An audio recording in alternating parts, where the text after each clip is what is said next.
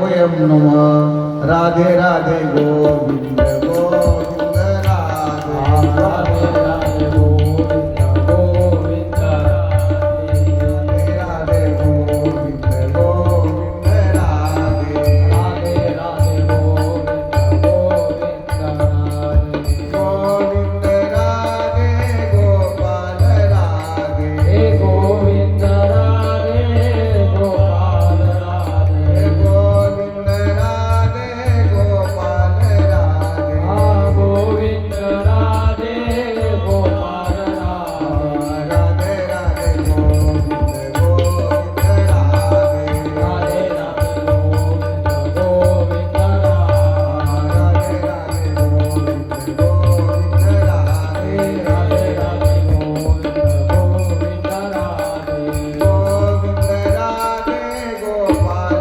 राधे गोविंद राधे गोपाल राधे गोविंद राधे गोपाल राधे गोविंद राधे गोपाल राधे गोविंद राधे गोपाल राधे गोविंद राधे गोपाल राधे गोविंद राधे गोपाल राधे गोविंद राधे गोपाल राधे गोविंद राधे गोपाल राधे गोविंद राधे गोपाल राधे राधे गोविंद गोविंद राधे राधे गोविंद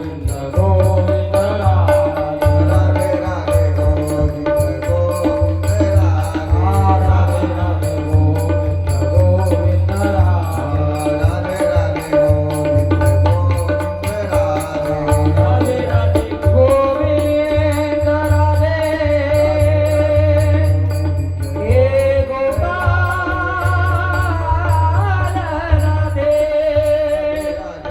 हे गोविंद राधे गोपाल राधे राधे राधे गोविंद गोविंद राधे राधे राधे गोविंद गोविंद राधे गोविंद गोविंद राधे गोपाल कृष्ण भगवान की शुकाचार्य महाराज भागवत महापुराण पवन सूत हनुमान महाराज अकारण करुणा वरुणालय भक्त वांछा कल्पतरो भगवान परमात्म्याची वाङ्मय प्रतिमूर्ती श्रीमद भागवत महापुराण या ठिकाणी आपण आज असणारा कथेचा तिसरा दिवस आहे. या ठिकाणी या पवार कुटुंबियाच्या वतीने या ठिकाणी असणारा कथेचं आयोजन तेजनाथ पवार साहेब यांच्या पुण्यस्मरणानिमित्त या ठिकाणी त्यांचा असणारा पूर्ण परिवार, त्याच्यामध्ये विशेषत्वाने असणारे आमच्या आई आणि सगळ्यांची असणारी धडपड आणि त्यामुळे असणारा या ठिकाणी येण्याचा आलेला हा योग. या ठिकाणी महाराज वारकरी संप्रदायामध्ये गीतेला आणि भागवताला अनन्य साधन असणारं महत्व निकालन करून गेलो. भगवान श्रीकृष्ण परमात्म्याने त्या ठिकाणी असणाऱ्या गीता सांगितली. सोमुखे आपण सांगितो श्री विष्णू श्री गीता हा प्रश्न अर्जुनीसी आणि श्रीमद भागवत भगवान परमात्म्याने मैत्री ऋषींनी उद्धवाला प्रत्यक्षात स्वतः सांगितले. त्या ठिकाणी भगवान परमात्म्याने सांगितले भागवत म्हणजे माझं स्वरूप आहे, ग्रंथ नव्हे हा श्रीकृष्ण. भगवान परमात्मा प्रत्यक्षात मूर्तिमंत रूपाने आणि म्हणून भगवान परमात्म्याने गीतेमध्ये कर्तव्य सांगितले. त्या ठिकाणी असणार कसं जगावं, कसं कर्तृत्व करावं. त्या ठिकाणी भगवान परमात्मा सांगतात रे जग सगळं धावपळ करतंय, सगळं करतंय, कशासाठी करतंय? सगळं सुखासाठी पळताय. पण सुख शोधत असताना सुखाच्या अनुषंगाने महाराज असणार पैसा शोधतायत. पण महाराज गीतेत एक सार वाक्य, रात्रंदिवस सगळे धडपडतायत, पुढारी पळतायत, व्यापारी पळतायत, कर्मचारी पळतायत, त्या ठिकाणी शेतकरी पळतायत, सगळेच पळतायत, महाराजही पळतायत. कशासाठी पळतायत? पैशासाठी. कारण पैशाच्या अनुषंगाने उपभोगाने आपण सुख मानतो, सगळेच चालतात तरी पण किती एक सार वाक्य आहे महाराज, महाराज समय से पहिले भाग्य से अधिक तो कुछ नाही. रात्रंदिवस सगळे धडपड, सगळ्याला सारखा पैसा मिळतो का? याचं उत्तर आहे नाही. ज्याच्या प्रारंभात जेवढे त्याला तेवढंच मिळते. म्हणून कर्तव्य हे करत राहिलं पाहिजे. हा कर्तव्याचं फल देणं भगवान परमात्म्याच्या हातात आहे. तुमचं कर्म जर चांगलं असेल निश्चित फल सुद्धा चांगलंच असेल. पण आंब्याचं जर झाड लावलं तर नक्कीच आंब्याची फळं लागणार आहे. तुम्ही बोरीचं जर झाड लावलं नक्की त्याला तुम्ही बोरच लागणार आहे, पण काटे बी सहन करावं लागणार आहे. आणि बाबळीचं जर झाड लावलं तर तुम्हाला त्या ठिकाणी असणारे काटेच त्या ठिकाणी सहन करावं लागणार आहे. मग आपण कर्म कसं करतो त्याच्यावर फल असणार त्या ठिकाणी असणार ठरलेले आहे, अवलंबून आहे. आणि मग हे भगवान परमात्मा अर्जुनाला सांगतात ना, अर्जुना अरे या ठिकाणी धर्मयुद्ध आहे. या ठिकाणी हा जो आत्मा आहे ना शाश्वत आहे महाराज. हे शरीर आहे ना, ज्याप्रमाणे एखादं वस्त्र आपण जुनं झालं की काढून टाकतो आणि नवीन वस्त्र परिधान करतो, तसा हा आत्मा आहे ना महाराज अविनाशी आहे. न जायते म्रियते वा कदाचित, हा मरत नाही, तोडल्या जात नाही. न चिंतनती शस्त्राणी नैनंदहती पावकः न चैनते देत्यापो न शोषी मारुतः. याला असणाऱ्या शस्त्राने तोडल्या जात नाही, याला पाण्याने ओलं केलं जात नाही, याला त्या ठिकाणी हवेने वाळवल्या जात नाही. हा शाश्वत आणि नित्य आहे का? हा भगवान परमात्म्याचा अंश आहे. ममै वंशो जीवलोके जीवभूत सनातन. हा भगवान परमात्मा सांगतो प्रत्येक जीव माझा अंश आहे.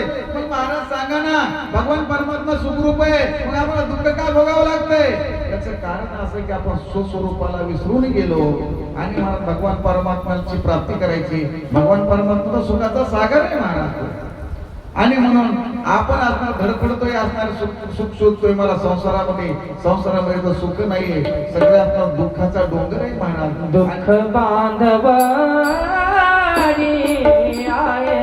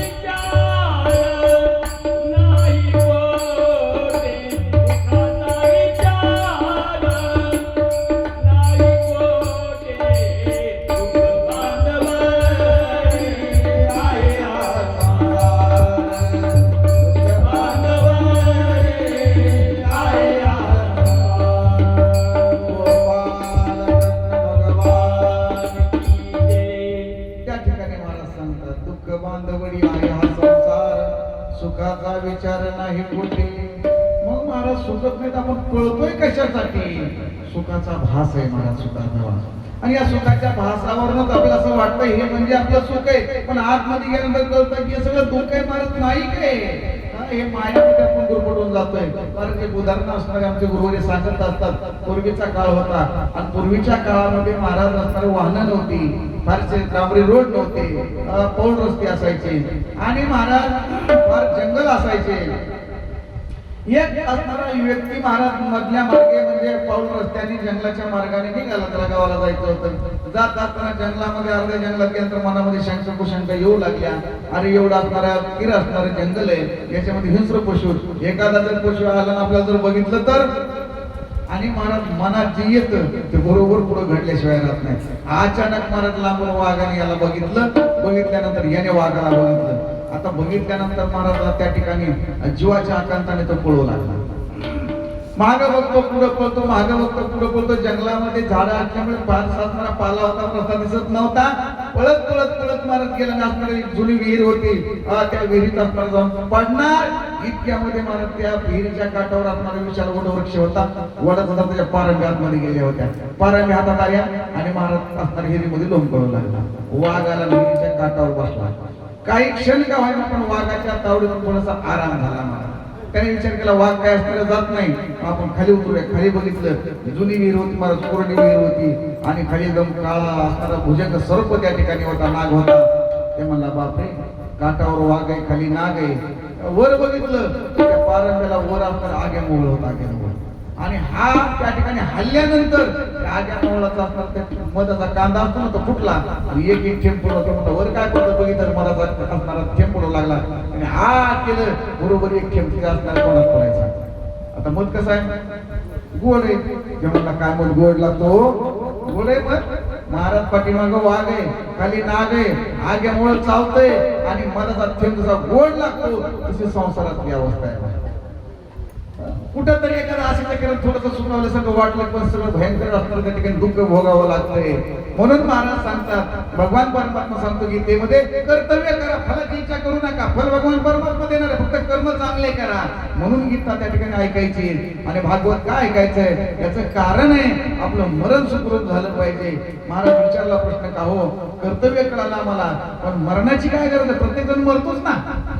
प्रत्येक मनुष्यही मरतो, प्राणी मरतो, पक्षी मरतो, त्या ठिकाणी किडे मुंगे मरतात. मरणं काय विशेष आहे. महाराज सांगतात मरणं हे महत्वाचं आहे, कारण जन्म आणि मरण हे दोन टोक आहेत. महाराज, जन्मला की मरण आहे आणि मेला की परत दुसरा जन्म आहे. कसा जन्म येतो त्याच्यावर पूर्ण अवलंबून आहे आणि मरण त्याचं कसं होतंय त्याच्यावर पुढचा जन्म अवलंबून आहे. ज्याप्रमाणे एखादा दोऱ्याचा तुकडा जर घेतला, एक टोक धरला उचललं, दुसऱ्या टोकाला उचलायची गरज नाही, बरोबर ते उचलल्या जाते. मग महाराज सांगतात तुमच्या या जन्मामध्ये काही इच्छा असणार, तुम्ही जे कर्म कराल ना याच पद्धतीने पुढचा जन्म तुम्हाला मिळत असतो. महाराज त्या ठिकाणी महाराज सांगतात तुम्ही जसं कर्म कराल, शेवटच्या काळात जी तुमच्या मनामध्ये इच्छा राहील, वासना राहील, त्या वासनेप्रमाणे पुढे जन्म घ्यावा लागतो. महाराज जन्म घेणे लागे वासनेच्या संगे तेची झाली अंगे हरिरोग. जशी वासना शेवटच्या काळात होईल ना, तसं त्या ठिकाणी महाराज असणारा जन्म प्राप्त होत असतो. तुम्हाला एक उदाहरण सांगतो, तुमच्या लक्षात येईल. एक वेळेस भजन करा सगळे.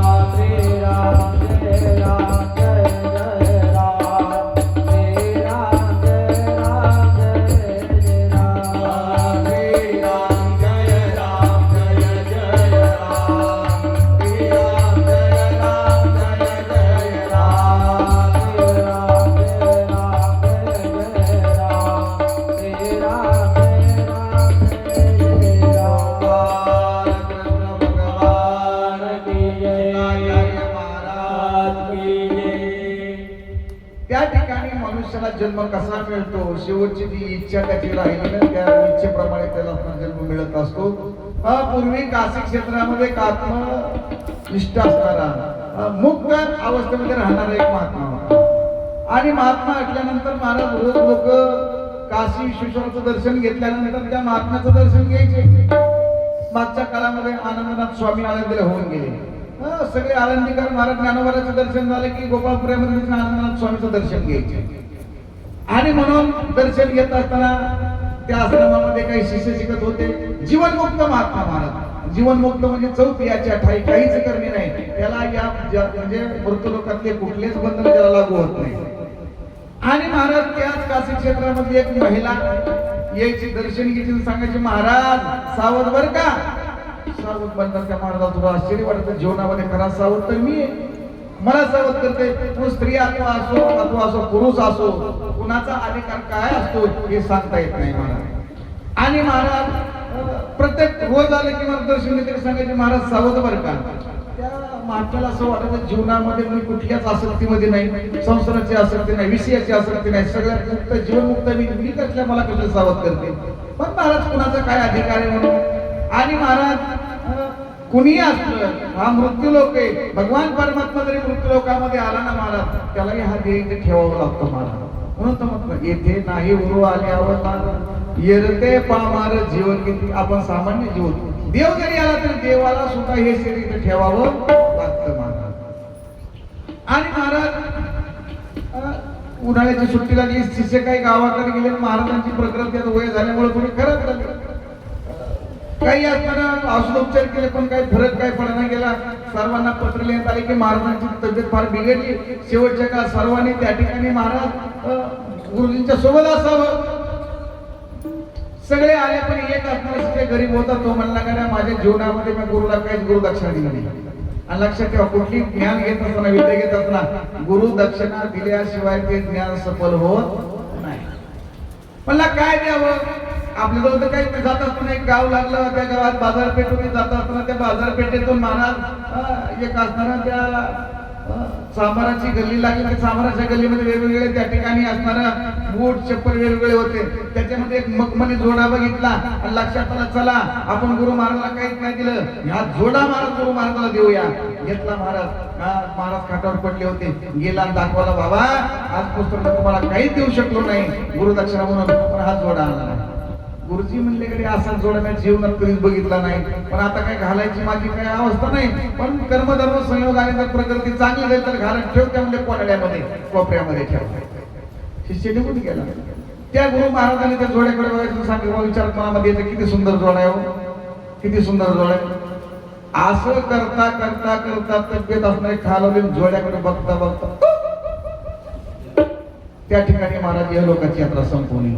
शेवटची वासना कशात गुंतली? जोड्यामध्ये गुंतली ना. जीवनमुक्त महात्मा, पुन्हा जन्म घेण्याची गरज नाही महाराज. आणि महाराज परत जन्म घ्यावा लागला.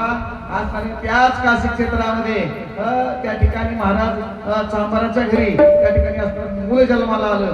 आणि जन्माला आल्यानंतर महाराजांची स्मृती झाली. ज्ञान असल्यामुळे लक्षात आलं आपला घात झाला. आता एक करायचंय, आता आईचं दूधच नाही प्यायचंय, अन्नमय शरीर आहे, दूधच नाही प्यायल्यानंतर किती दिवस जगू. निष्ठ मुलगा रडायला लागला. सगळे असणारे त्या गल्लीमध्ये चर्चा लहान म्हणजे बाळ झालंय, मुलगा झालाय, पण आईला पित नाही, रडतो निसता, पित नाही, रडतो निसता. आता आपल्या सिटीमध्ये आहे की नाही माहित, पण आमच्या मराठवाड्यामध्ये आहे. लहान मुलगा जर रडायला लागला जर आईला पितच नसेल त्याला काय झालं हे कळत नसतं. पण सुकून बघण्याची पद्धत आहे आमच्याकडे. तुमच्याकडे आहे का? सारखं जगण्याचं कोणतं आमचं. आणि कुणाला बी नाही बघता स्पेशल महिला त्याच्या त्यांनाच येत होते. आणि महाराज ते असणारी सगळीकडे चर्चा झाली. आणि जी माऊली म्हणत होती का महाराज सावध बर का, ही महाराज ज्ञानी होती. आणि आल्यानंतर त्याच्या चेहऱ्याकडे बघितलं, सगळे चिन्ह दिसले. दैदीप्यमान चेहरा लक्षात आला तोच महात्मा आहे. महाराज तिने आपलं मुलं उचलून घेतलं, कानात सांगितलं महाराज सांगितलं होतं तुम्हाला मागच्या जन्मामध्ये सावध बर का, नाही सावध झालात. आणि आता जर तुम्ही महाराज देह त्याग करण्याचा प्रयत्न केला, आत्महत्या करण्याचं केल्याचं पात्र लागलं, पुन्हा जन्म घ्यावा लागेल. पुन्हा आता काय करा, प्या भगवान परमात्म्याच्या चिंतनामध्ये जाईन म्हणजे हा जन्म निघून. आणि मग ते मुलगा प्यायला लागला. आणि महाराज सामान्य नाही, महान संत झाला. तेच रोहिदास महाराज सांभाळ. गोपाल कृष्ण भगवान. म्हणून बघा शेवटच्या काळामध्ये जी इच्छा होती ना त्याचा जन्म पुढचा असणारा मिळण्यासाठी ती कारणीभूत असते. म्हणून हे मी सांगायचं मुद्दा होता की भागवत काय ऐकायचंय, मी मरण सुखरूप झालं पाहिजे. आता शेवटच्या 100 काळात फक्त देव आणि मी, याच्यापेक्षा दुसरं काहीच नाही पाहिजे. आणि जर ती इच्छा जर राहिली तर महाराज ती इच्छा अपुरी राहिली ना महाराज, ते असणारे त्या ठिकाणी पुढचा जन्माला कारणीभूत असते. म्हणून महाराज त्या ठिकाणी सांगतात आपली जी वासना आहे ना ती हरिरूप झाली पाहिजे. एकदा हरिरूप वासना झाली मग मात्र काय त्या ठिकाणी करण्याची गरज त्या ठिकाणी राहत नाही. आणि म्हणून या ठिकाणी असणारा सौनकादिक ऋषी महाराज स्वतःना विचारतात, सांगा ना महाराज त्या ठिकाणी भगवान परमात्म्याने असणारा आणखी कशा कशा पद्धतीने जन्म घेतला. त्यावेळेस सूत महाराज सौनकादिकाला सांगतात, म्हणजे ऐका, ज्यावेळेस फारसा असणारा प्रजेचं असणं उत्पत्ती होत नव्हती त्यावेळेस मनु महाराजांनी शत्रुपा राणीची निर्मिती केली. त्यांच्यापासून महाराज 5 अपत्य झाली, प्रियरोग, उत्तानपात, आकृती, देहुती आणि प्रसृती 3 मुली झाल्या. आपण काल 3 मुलींचा असणारा वंश विस्तार बघितलेला आहे. असणारा आपल्याला आज त्या ठिकाणी असणारा उत्तानपाद राजाची असणारी कथा बघायची. उत्तानपाद महाराज असणारे पूर्वीचे नाव हे त्याच्या गुणावर ठेवले जायचे. त्याचा गुण कसा आहे त्याच्यावर असणारे ठेवले जायचे. उत्तानपाद म्हणजे जन्माला येत असताना उलटा आला. उत म्हणजे वरील, पद म्हणजे पाय, जे पाय वर आणि डोकं खाली असा जन्माला म्हणतात उत्तानपाद असं म्हणतात. मला असं वाटतं किंवा शास्त्राचं सांगते सगळेच उलटी जन्माला येतात त्याच्यावर. एखादाच भाग्यवान असतो की तो खाली पाय वर डोकं असतो, त्याला आपल्या भाषेत पायाळू असं म्हणतात. आता सगळे महाराज उलटे जन्माला येतात. महाराज त्या ठिकाणी असणारा उत्तानपाद राजा असणारा धर्मज्ञ राजा होता, गाई ब्राह्मणाची सेवा करणारा राजा होता. त्या राजाच्या त्या ठिकाणी राज्यामध्ये सगळी प्रजा आनंदी होती. राजा सुखी तो की ज्याची प्रजा आनंदी आहे. नाही तर प्रजेमध्ये जर कलह निर्माण असेल, प्रजा जर महाराज त्या ठिकाणी सुखी नसेल तो राजा सुद्धा सुखी असू शकत नाही. आणि म्हणून त्या ठिकाणी आणि महाराज एके दिवशी राजा असणारा शिकारीला गेला.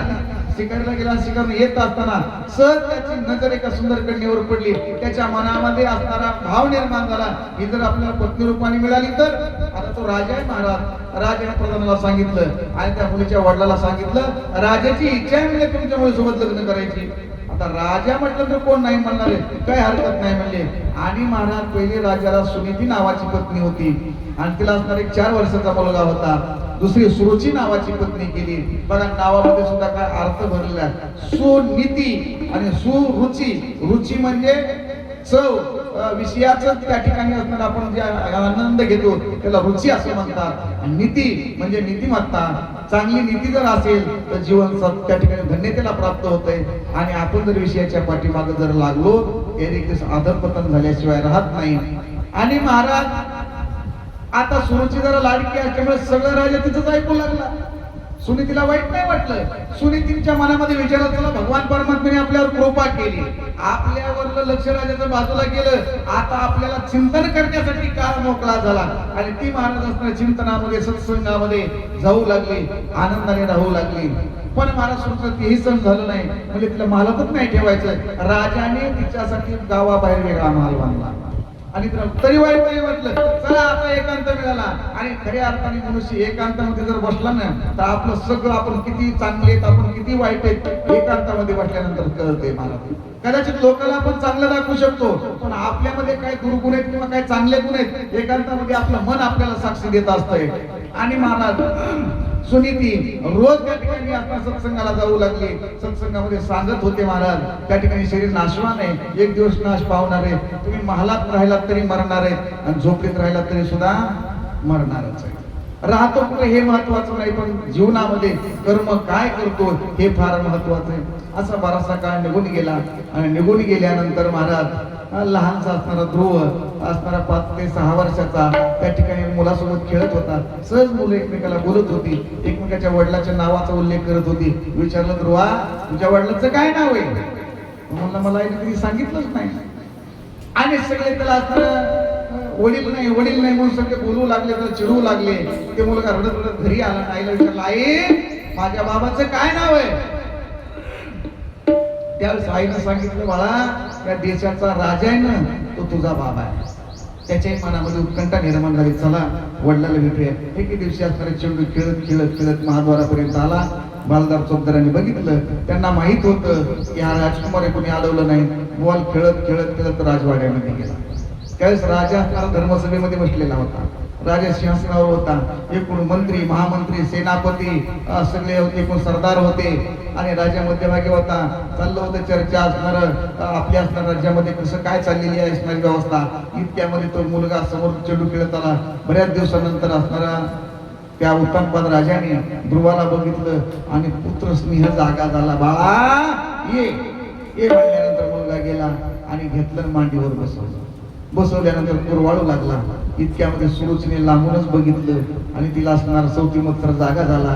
ती धावत आली, हाताला धरलं, सांगितलं ए भिकारड्या ध्रुवा, तुला आईच्या मांडीवर बसण्याचा अधिकार नाही. तुला जर आईची मांडी पाहिजे, बापाची मांडी पाहिजे असेल तर तुला असणारा माझ्या पोटी जन्म घ्यावा लागेल, तरच तुला बापाची मांडी भेटेल. एवढ्या भरसभेमध्ये अपमान केला, लहान मुलावर मनावर परिणाम झाला महाराज आणि रडत रडत लाल डोळे झाले. तो असणाऱ्या आपल्या आईकडे सुनीतीकडे आला. आई त्या ठिकाणी असणारे मी गेलो होतो म्हणले बाबाकडे. मला सुरतची आईने महाराज असणाऱ्या मांडीवरून खाली उतरलं, सांगितलं ध्रुवा तुला जर असणाऱ्या बापाची मांडी पाहिजे असेल ना माझ्या पोटी जन्माला ये. काय करावं लागेल सुरतच्या आईच्या पोटी जन्माला येण्यासाठी? लहान मुलगा मला त्याला योग्य योग्य काही कळत नाही, जाणीव नाही त्याची. त्यावेळेस आई सांगते बाळा अरे आईच्या पोटी जन्मासाठी काय करण्याची गरज नाही महाराज. तो भगवान परमात्म्याला जर प्रसन्न करून घेतलं ना जगातलं सगळं त्या ठिकाणी भेटतंय. आईला मुलगा विचारतो आई तो भगवान परमात्मा कुठं असतो, त्या ठिकाणी कसा प्रसन्न करून घ्यावा लागतो? आई सहज बोलून गेली. तो जंगलामध्ये जाऊन एकांतामध्ये त्या ठिकाणी साधना करावी लागते आणि मग तो प्रसन्न होत असतो, भेटत असतो. लहान मुलाला माहित नाही महाराज भगवान परमात्मा कसा भेटतो, कसा दिसतो, कुठं असतो अजिबात नाही. आईनं सांगितलंय ना, आईच्या बोलण्यावर विश्वास आहे महाराज. आणि महाराज संध्याकाळी असणारे 12 वाजता झोपले होते, उठला आणि महाराज त्या ठिकाणी असणाऱ्या अरण्याच्या दिशेने निघाला. त्याच्या मनामध्ये संशय आला, कदाचित जरी कळलं तर कदाचित माझे वडील सैन्य पाठवून मला परत घेऊन जातील. रस्ता सोडला, आडमार्गाने डोंगराने निघाला आणि पहाटे 4-5 वाजता मधू नावाच्या वनामध्ये गेला. एका सरोवराच्या काठावर विशाल वटवृक्ष होता आणि त्या वटवृक्षाच्या खाली एक पार होता. त्या पारावर असणारा दमला आणि झोपला. झोपल्यानंतर सकाळी 8 वाजले, पक्षाची किलबिल सुरू झाली. मुलगा जागा झाला, बघितलं तर सगळीकडे किर्र जंगल आहे. मनामध्ये जिज्ञासा, या जंगलामध्ये भगवान परमात्मा राहतो ना, मला प्रसन्न करून घ्यायचंय भगवान परमात्म्याला, हा भाव त्याच्या मनामध्ये आला. आणि आल्यानंतर महाराज आता नेमकं करायचंय का हाच माहित नाही ना, काय साधना करावी लागते. पण लक्षात ठेवा तुमच्या मनामध्ये जर निश्चय पक्का असेल ना, भगवान परमात्मा समोरचा मार्ग दाखवत असतो. सत्य संकल्पाचा दाता नारायण. तुमच्या मनामध्ये संकल्प चांगला पाहिजे, नक्की भगवान परमात्मा तुम्हाला मार्ग दाखवल्याशिवाय राहत नाही. त्याच वेळेमध्ये नारद आकाश मार्गाने जात असताना लहानसं मुलगा जंगलात बघितलं. नारदाने विचार केला, अरे एवढं घनघोर जंगल आहे, 5-6 वर्षाचा लहानसा मुलगा आहे. नारद खाली आल्यानंतर सांगितलं बाळा अरे एवढ्या घोर जंगलामध्ये एकटाच कसा? या ठिकाणी असताना हिंस्र पशु आहेत, या ठिकाणी असताना वाघ, सिंह, लांडगेत ना खाऊन टाकतील तुला. कशाला आला तू जंगलामध्ये? त्याने सांगितलं मला देवाला प्रसन्न करून घ्यायचंय. नारदाला आश्चर्य वाटलं, लहानसा मुलगा आहे, अरे देव काय काय गोष्ट आहे काय आहे हे माहित नाही ज्याला, तो देवाची असणार करतोय. नारदाने विचार केला, कवळं म्हणे जर असणार हा योग्य असेल तर शिष्य करण्याच्या लायकीचा जर असेल तर काय हरकत आहे, पण परीक्षा घेऊया. त्या ठिकाणी नारदाने सांगितलं बाळा अरे तू आला, तुझे आई वडील किती शोध घेत असतील ना, कारण लहान मुलाला कशाचाच अभिलाष नसतो, ना विषयाचा ना पैशाचा, पण आईचा मात्र त्या ठिकाणी असणार, त्या ठिकाणी असणार त्याला आवडती असते. आईचा तो विचार करतो. जस आईचा विषय सांगितला त्यावेळेस महाराज त्या ठिकाणी तो मुलगा म्हणला नाही, माझ्या आईने सांगितले जंगलामध्ये जा आणि साधना कर, तुला देव भेटल्याशिवाय राहणार. आणि महाराज असं म्हटल्यानंतर महाराज लक्षात आलं त्या ठिकाणी आणि बऱ्याच वेळ त्या ठिकाणी परावृत्त करण्याचा प्रयत्न केला नारदाने, पण महाराज त्या मुलाचा शासनाचा विश्वास होतो अटाळ होता हे लक्षात आलं. आणि आल्यानंतर मुलाने विचारलं का हो बाबा तुम्ही कोण आहात? म्हणले मी नारद आहे. नारद म्हणल्यानंतर तो मुलगा म्हणला बाबा तुम्ही नारद असूच शकत नाही, कारण माझी आई म्हटली होती नारद हे महान संत आहेत आणि संत भेटले की देव लांब नाही, देव तुला जवळच आहे, आणि तुम्ही जर नारद असाल तर मला साधण्यापासून परावृत्त करू शकत नाही. आणि मग मात्र नारदाच्या लक्षात आलं. नारदाने डोक्यावर हात ठेवला आणि द्वादश अक्षरी मंत्र महाराज त्या ठिकाणी ध्रुवाला दिला. ओम नमो भगवते वासुदेवाय, ओम नमो भगवते वासुदेवाय, ओम नमो भगवते वासुदेवाय. अशा प्रकारचा मंत्र त्या असणाऱ्या ध्रुवाला दिला आणि सांगितलं, बाळा एक दिवस नक्की भगवान परमात्मा तुला भेटल्याशिवाय राहणार नाही. महाराज हे संतांच्या मुखातून आलेले असणार त्याचे शब्द आहेत. म्हणून महाराज खऱ्या अर्थाने संतांचे शब्द म्हणजे भगवान परमात्म्याचा प्रसाद असतो. कारण संत महाराज असणारे जीवाला हिताच्या ठिकाणी लावतात. तेच माझे हित करती सकळ, जेणे हा गोपाळ कृपा करी. आणि आणि माझे हिता करीती सकळ, तेची माझे हिता करीती सकळ, तेची माझे हिता करीती सकळ,